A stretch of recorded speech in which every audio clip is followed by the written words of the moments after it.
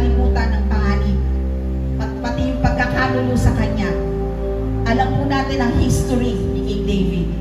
Ngunit sa halip na mawalan siya ng pag-asa, makikita natin sa talata na binasa natin, ang kanyang unang tugon ay yung tumawag siya sa Diyos. At dito, sabi po niya, kay Yahweh lang ako hihingi ng tulong.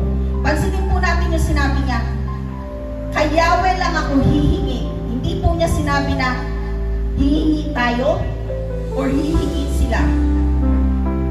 Kasi po ito pong panalangin niya ay very personal.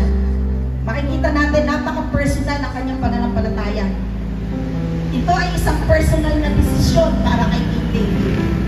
Sa kabila ng kanyang nararanasan, alam niya na si Yahweh lamang ang kanyang kaligtasan.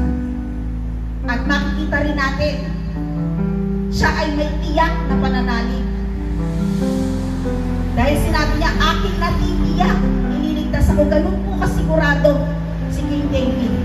Kapag siya ay nananalangin, alam niya na wala siyang iba na pwedeng sandalan at hinga ng tulong. At natitiyak niya na hindi siya bibiguin